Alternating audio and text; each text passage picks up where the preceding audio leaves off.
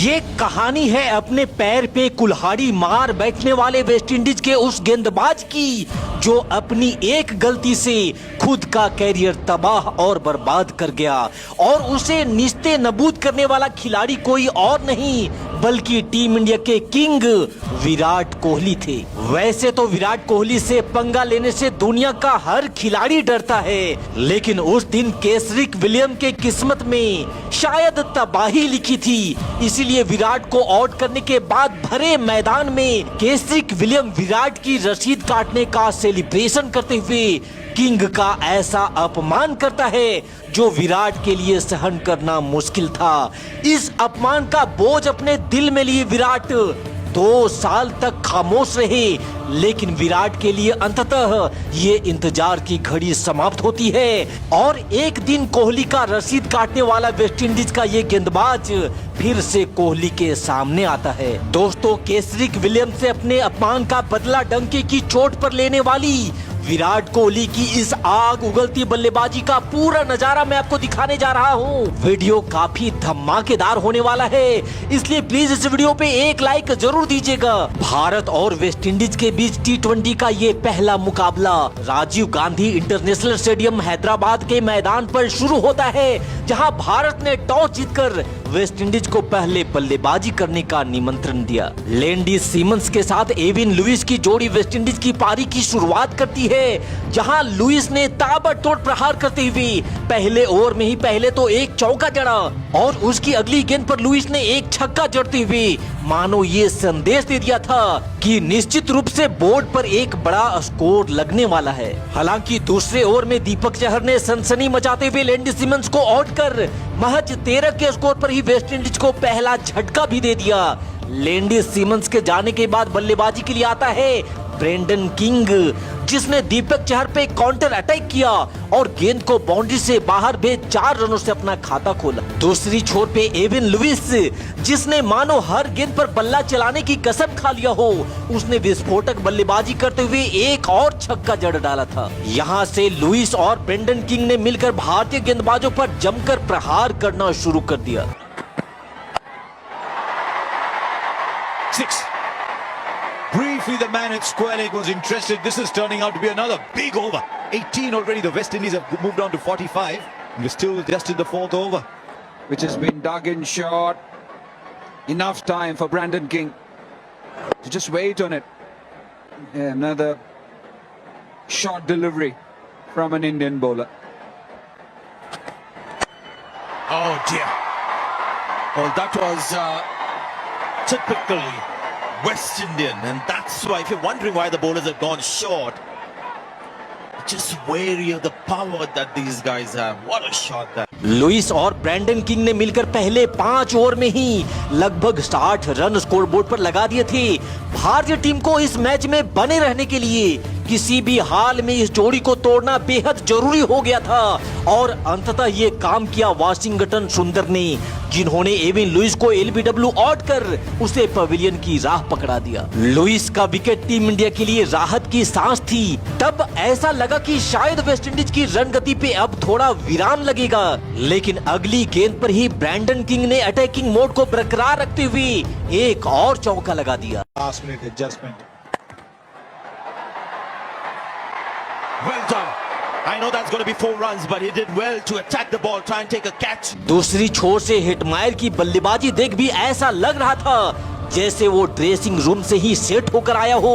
अब तक 10 ओवर का खेल समाप्त हो चुका था और वेस्टइंडीज ने 2 विकेट खोकर 101 रन भी स्कोरबोर्ड पर लगा दिए थे। फिर शुरू होता है पारी का 11वां ओवर, जहां जडेजा ने ब्रैंडन किंग को पंत के हाथों में कैच करवा भारत को तीसरी सफलता दिलाई। लेकिन हेटमायर की विस्फोटक बल्लेबाजी अभी भी जारी थी और अब नए बल्लेबाज पोलार्ड ने भी अपने बाजुओं का दम दिखाना शुरू कर दिया था। यहाँ एक छोर से पोलार्ड तो खड़े खड़े गेंद को आसमानी सैर करा स्टैंड में डाले जा रहा था, वहीं दूसरी छोर पर हेटमायर आगे बढ़ बढ़ करके छक्कों की बौछार करने लगा था। पोलार्ड और हेटमायर की ये जोड़ी एक बार फिर से भारत और भारतीय कप्तान के लिए सर दर्द साबित होने लगा था।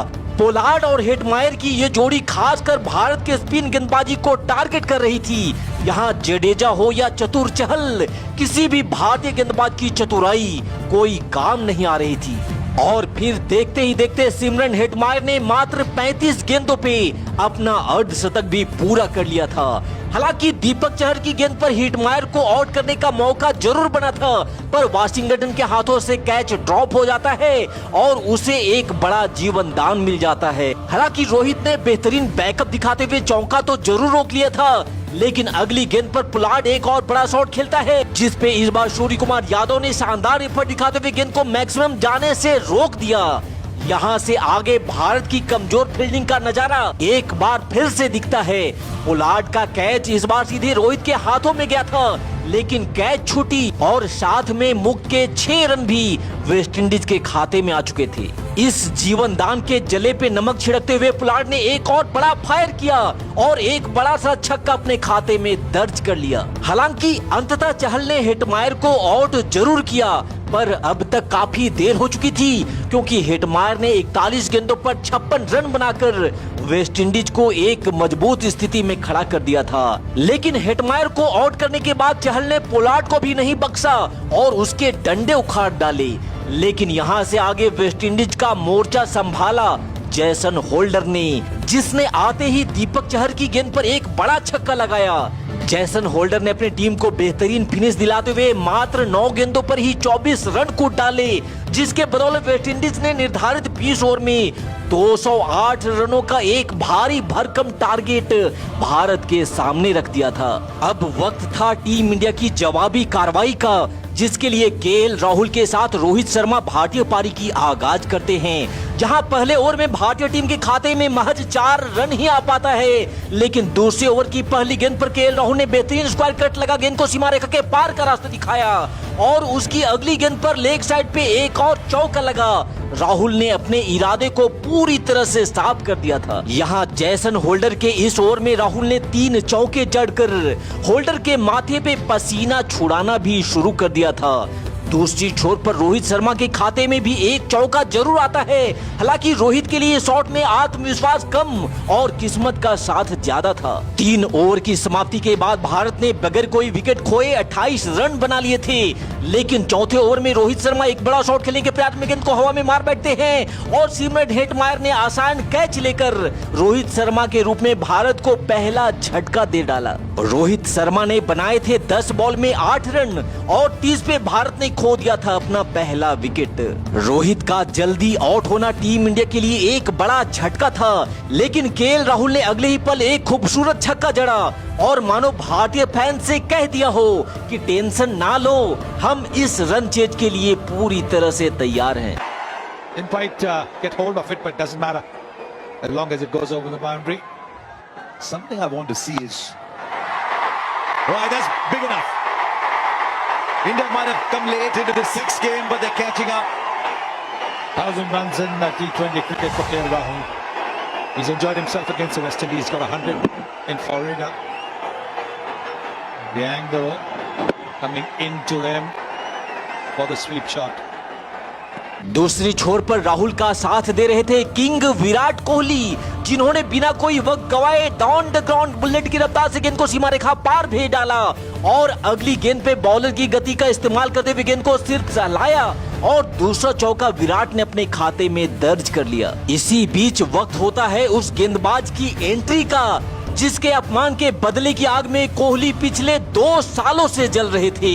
हालांकि तब स्ट्राइक पे थे केएल राहुल, जिन्होंने केसरिक विलियम्स का ग्रैंड वेलकम किया और एक जबरदस्त चौका विलियम्स के खाते में लिख दिया। राहुल और कोहली की ये जोड़ी वेस्टइंडीज के गेंदबाजों पर आग उगलने के लिए अपना कमर कस चुकी थी और इस बार विराट ने भी विलियम्स को रडार में लिया और डंके की चोट पे बदले का पहला छक्का जड़ दिया। लेकिन अभी तो ये विलियम्स के लिए मात्र एक ट्रेलर भर ही था, अभी तो विलियम्स को पूरी पिक्चर देखनी बाकी थी।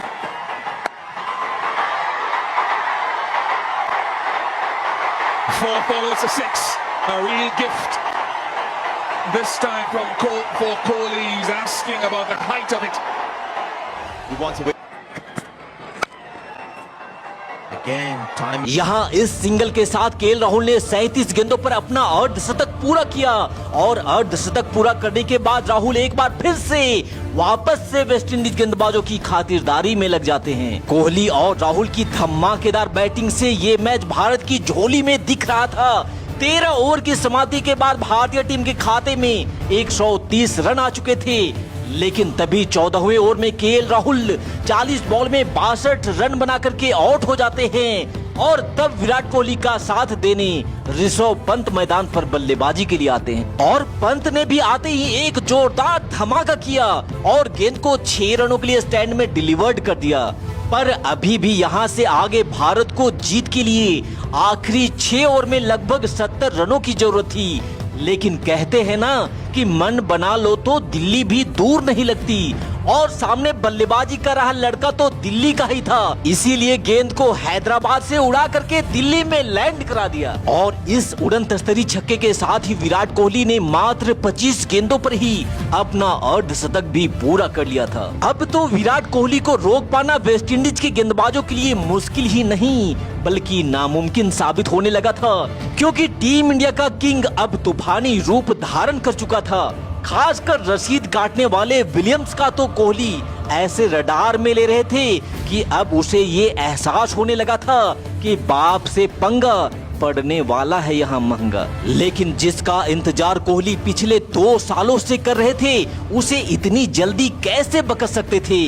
यहाँ विलियम्स की गेंद को रॉकेट बना कोहली ने एक और हवाई फायर किया और गेंद को मैक्सिमम के लिए दर्शक दीर्घा में भेज डाला। अब तो केसरी विलियम्स का चेहरा शर्म से पानी पानी हो चुका था, मानो वह मन ही मन गुहार लगा रहा हो कि कोई शक्ति मैदान पर आओ और मुझे कोहली से बचा लो। फिर कोहली ने भरे मैदान पे निकाला पेन और केसरी विलियम्स के नाम की रसीद काटते हुए भरे बाजार में केसरी विलियम्स की रसीद काटकर अपने अपमान का बदला सूद समेत उससे वापस ले लिया। तब केसरी विलियम्स का चेहरा देख ऐसा लग रहा था मानो वो मैदान पर अब बस रोने ही वाला हो। अब उसे अपनी गलती का पूरी तरह से एहसास भी हो चुका था, लेकिन अब पछतावे होत क्या जब चिड़िया चुग जाए खेत। और यहाँ से केसरी विलियम्स के जले पे नमक रगड़ने का काम किया ऋषभ पंत ने भी विलियम्स को रडार में लिया और दूसरा छक्का जड़ उसके कैरियर को बर्बादी की राह पर खड़ा कर दिया था। हालांकि 17वें ओवर में कॉट्रेल की गेंद पर पंत एक और छक्का लगाने के प्रयास में आउट जरूर हो जाते हैं, लेकिन जब तक विराट क्रीज पर थे वेस्टइंडीज इस मैच के जीत का सपना भी नहीं देख सकता था। अब भारत को जीत के लिए 22 बॉल पे 30 रनों की जरूरत थी और अब कोहली का साथ देने मैदान पर थे श्रेयस अय्यर। पारी का 18वां ओवर डालने आता है पोलार्ड, सामने थे कोहली जिन्होंने पोलार्ड को टारगेट में लिया और एक बेहतरीन छक्का जड़ते हुए टीम इंडिया के स्कोर को 190 रनों तक पहुंचा दिया था। लेकिन फिर उसी ओवर में पोलार्ड की गेंद पर Shreyas Iyer caught and bowled हो जाते हैं। अब आखिरी बचे 2 ओवर में भारत को जीत के लिए चाहिए थे 15 रन और सेकेंड लास्ट ओवर डालने आता है एक बार फिर से केसरी विलियम्स, जहां इस बार भी कोहली ने अपनी तमन्ना पूरी करते हुए विलियम्स को एक और छक्का जड़ा और उसे ये संदेश दे दिया कि अपने बाप से फिर कभी पंगा मत लेना बेटा। और फिर कोहली ने विलियम्स के उसी ओवर में बैक टू बैक ये दूसरा उड़न तस्तरी छक्का ठोक 8 बॉल शेष रखते ही 208 रनों का ये टारगेट चेज करते हुए इस मैच को तो जीता ही, साथ ही विराट ने केसरी विलियम्स से अपने अपमान का बदला भी सूद समेत वापस ले लिया था। तो केसरी विलियम्स को तबाही का मंजर दिखाने वाली किंग कोहली की इस विराट पारी के नाम इस वीडियो पे एक लाइक जरूर दीजिएगा। Thanks for watching this video. जय हिंद, वंदे मातरम।